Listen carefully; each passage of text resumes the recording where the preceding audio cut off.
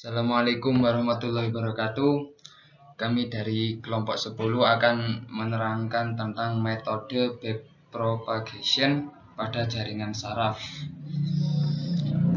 Dan saya Muhammad Hafidin Adinata. Dan saya Muhammad Hisal. Oke. Pengertian backpropagation. 1. Backpropagation, penyebaran kesalahan ke belakang. Gradient descent, menyesuaikan bobot untuk meminimalkan fungsi kerugian. Meminimalkan error, mengurangi kesalahan keluaran. Untuk selanjutnya yaitu cara kerja backpropagation.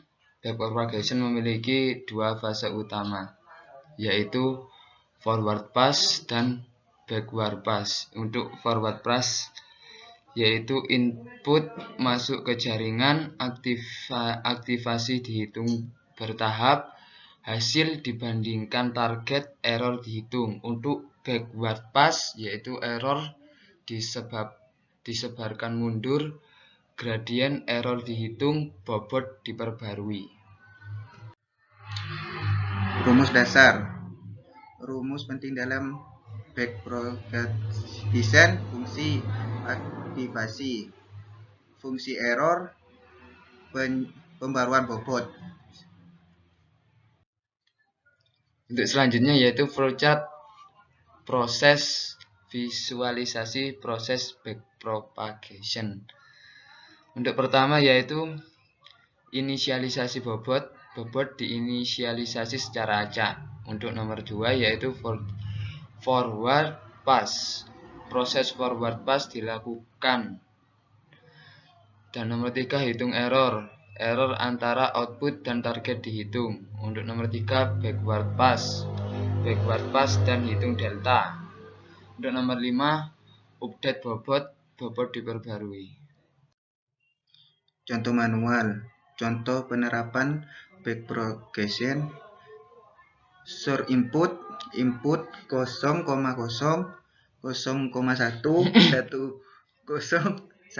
target 0,110. Prediksi suhu, input suhu hari sebelumnya, target suhu hari ini. Untuk selanjutnya yaitu penerapan sistem. Penerapan sistem backpropagation digunakan dalam berbagai aplikasi, yaitu yang pertama itu pengenalan tulisan, untuk kedua pengenalan wajah, untuk ketiga prediksi harga saham. Untuk semua itu fleksibel dalam berbagai jenis data, mampu menangani hubungan non-linier. Kesimpulan, backpropagation adalah fondasi utama. Fondasi ini melatih jaringan saraf tiruan. 1. Propagation kesalahan, belajar dari kesalahan. 3. Perbaiki kinerja. Untuk selanjutnya kita akan menjawab soal-soal yang harus dijawab ya ini.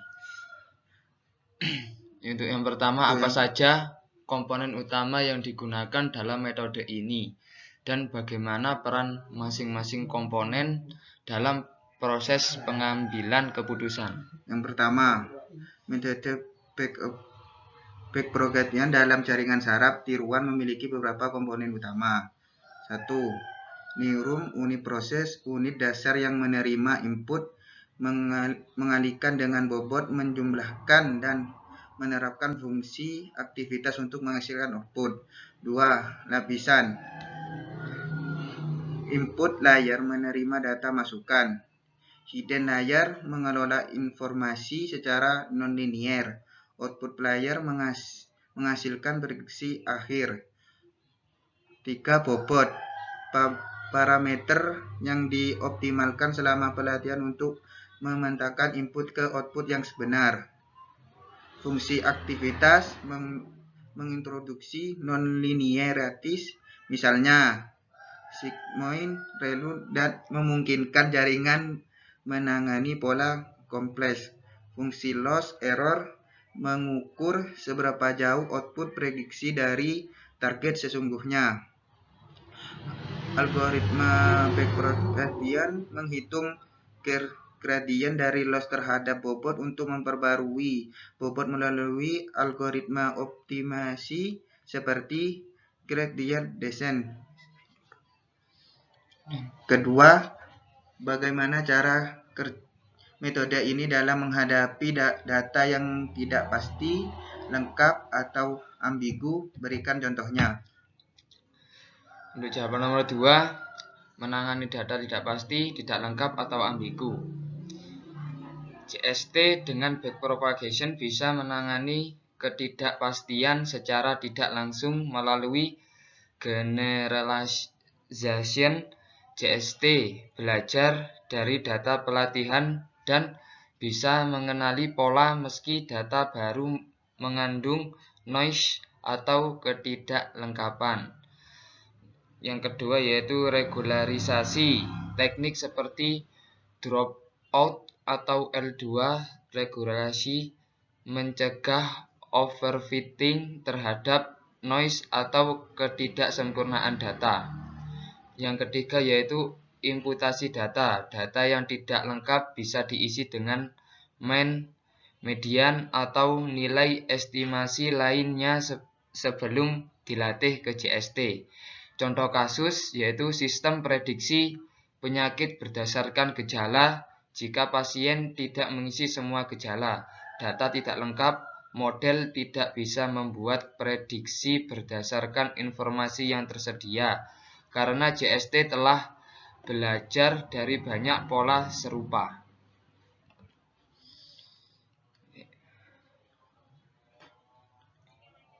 Yang ketiga, dalam kasus nyata, bagaimana kamu merancang sistem sederhana menggunakan metode ini? Sebutkan input, proses, dan output yang terlibat metode backpropagation pada jaringan saraf.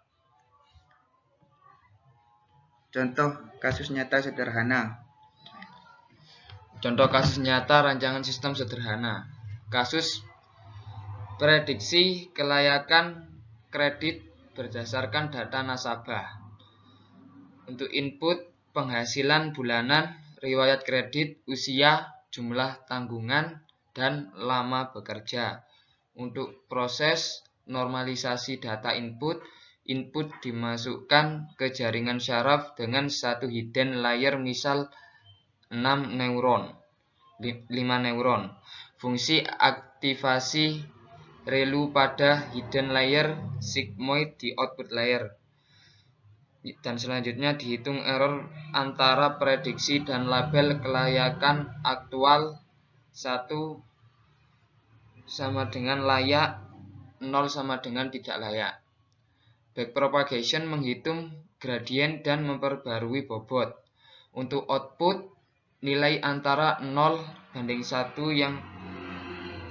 yang mempresentasikan tingkat kelayakan. Threshold misalnya 0,5 digunakan untuk keputusan akhir layak atau tidak layak. Oke, sekian dari kami kelompok 10. Apabila ada tutur kata yang tidak pantas, mohon maaf sebesar-besarnya. Cukup sekian. Wassalamualaikum warahmatullahi wabarakatuh.